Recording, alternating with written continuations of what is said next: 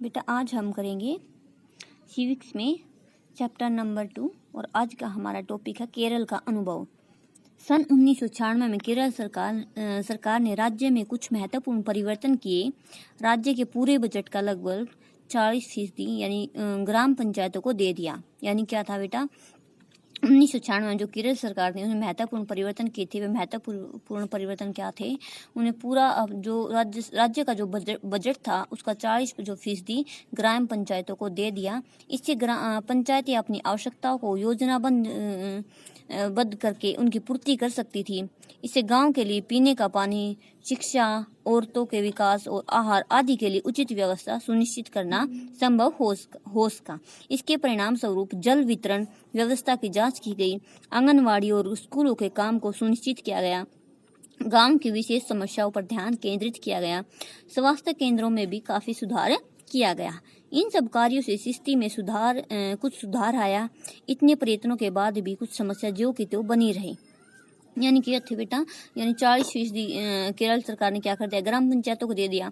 ग्राम पंचायत ने क्या किया, जैसे आंगनबाड़ी, शिक्षा, औरतों के विकास के लिए आदि जो कार्य किए, ठीक है। अनेक समस्याओं पर ध्यान केंद्रित किया गया, उनका हल निकाला गया। लेकिन फिर भी क्या थी, जो कुछ समस्याएं थी जो कि तो बनी रही, जैसे कि अस्पतालों में अपर्याप्त बिस्तर, दवाइयों की कमी, पर्याप्त डॉक्टरों का अभाव होना आदि इन समस्या को दूर करने की आवश्यकता है। यानी क्या है, ये जो बेटा बिस्तर थी, दवाइयों की कमी थी, पर्याप्त डॉक्टरों का अभाव था, ये क्या थी, ये समस्या अभी बनी हुई थी। आइए अब हम एक अन्य देश का उदाहरण ले और स्वास्थ्य संबंधी मुद्दों पर उनकी कार्यपद्धति को जानने का प्रयास करें। कोस्टारिका का तरीका, यानी कोस्टारिका क्या था बेटा, दक्षिण अमेरिका का सबसे स्वस्थ देश माना जाता है। इसका मुख्य कारण उनके संविधान में निहित है। यानी क्या है बेटा, कोस्टारिका है उसको जो दक्षिण अफ्रीका का सबसे स्वस्थ देश माना जाता है। इसका मुख्य कारण क्या है, ये इस चीज के बारे में उनके संविधान में लिखा गया है। कई वर्षों पहले कोस्टारिका ने एक बहुत अहम निर्णय लिया था कि वे देश में सेना नहीं रखेंगे।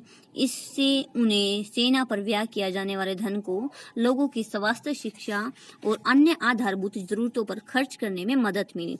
उन्होंने क्या किया था बेटा, फैसला लिया था कि वो जो बेटा देश में सेना नहीं रखेंगे और जो सेना के लिए जो व्यय यानी जो धन खर्च किया जाता है वो लोगों के स्वास्थ्य के लिए, शिक्षा के लिए खर्च करेंगे। यानी उसमें खर्च करने में फिर क्या मिली, उनको मदद मिली। कोस्टारिका की सरकार का मानना है कि देश के विकास के लिए देश का स्वस्थ होना अत्यंत आवश्यक है। यानी जो कोस्टारिका की सरकार है वो बेटा वो मानती थी कि देश के विकास के लिए देश का स्वस्थ होना अत्यंत आवश्यक है और इसलिए अपने देशवासियों के स्वास्थ्य पर बहुत ध्यान देती है। कोस्टारिका की सरकार अपने सभी निवासियों के स्वास्थ्य के लिए आधारभूत सुविधाएं व सेवाएं देती है। आधारभूत यानी कि बेटा जिनकी सख्त जरूरत होती है वे सुविधाएं सरकार देती है, जैसे पीने का स्वच्छ पानी भी देती है, सुरक्षित पानी देती है, सफाई या फिर साफ सफाई का भी ध्यान रखती है, पोषण तथा आवास, यानी पोषण बेटा संतुलित भोजन का भी ध्यान रखा जाता है, आवास का भी ध्यान रखा जाता है। स्वास्थ्य की शिक्षा को महत्वपूर्ण माना जाता है और सभी सत्रों पर स्वास्थ्य संबंधी ज्ञान शिक्षा का एक अहम हिस्सा माना गया है। कुछ बेटा ये देखेंगे शब्द संकलन के बारे में। यहाँ देखना, सार्वजनिक का क्या मतलब होता है, वह कार्य या सेवा जो देश के सब लोगों के लिए यानी देश के सभी लोगों के लिए और मुख्य रूप से सरकार द्वारा आयोजित किए जाएं।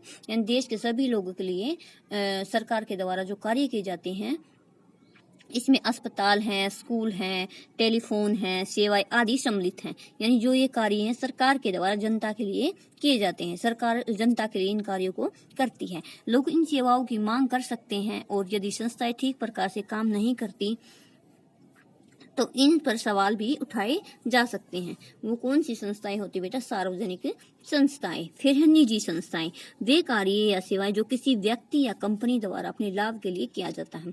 यानी निजी कौन से होते हैं, वो कार्य या फिर सेवाएं जो किसी व्यक्ति या किसी एक व्यक्ति या कंपनी या फिर कोई कंपनी के द्वारा यानी जो अपने लाभ के लिए किया जाता है, वे होते निजी कार्य। फिर चिकित्सा पर्यटक, ये वे विदेशी पर्यटक हैं जो इस देश के उन अस्पतालों में अपना इलाज करवाने के लिए विशेष रूप से यहाँ आते हैं। विदेशी पर्यटक यानी कि बेटा उन अस्पतालों में अपना इलाज के लिए विशेष रूप से यहाँ आते हैं जहाँ उन्हें अपने देश की अपेक्षा यानी अपने खुद के देश की अपेक्षा इन देशों में बहुत कम मूल्य पर यानी बहुत कम पैसे में विश्व स्तरीय सुविधाएं प्राप्त हो जाती हैं। फिर संचारणीय बीमारियां, ये वे बीमारियां हैं जो एक व्यक्ति से दूसरे व्यक्ति को कई माध्यमों से संचारित होती हैं। संचारण बीमारियां कौन सी होती हैं? एक व्यक्ति से दूसरे व्यक्ति को कई माध्यमों से यानी कई तरीकों से संचारित हो जाती है, जैसे पानी से, भोजन से, हवा से इत्यादि। फिर ओपीडी या आउट पेशेंट डिपार्टमेंट है या बाह्य रोगी विभाग का संक्षिप्त रूप है। यानी ओपीडी क्या होती है? आउट पेशेंट यानी क्या होता है बेटा? सबसे पहले पेशेंट को कहाँ पे दिखाना होता है? ओपीडी में। यानी बाह्य रोगी यानी बाह्य रोगी मतलब कि जैसे बुखार, खांसी, जुकाम जो भी की हैं बीमारी हैं उनको दिखाने के लिए पहले क्या होता है? ओपीडी में जाना पड़ता है। उसके बाद जांच वगैरह होती है, अगर ज़्यादा दिक्कत है, अगर किसी को एडमिट की ज़रूरत होती है तो उनको फिर उसमें वार्डों में एडमिट किया जाता है। अस्पताल में किसी विशेष वार्ड में भर्ती होने से पहले रोगी ओपीडी में ही जाते हैं। ठीक है बेटा, आज का हमारा चैप्टर यहीं पे समाप्त होता है।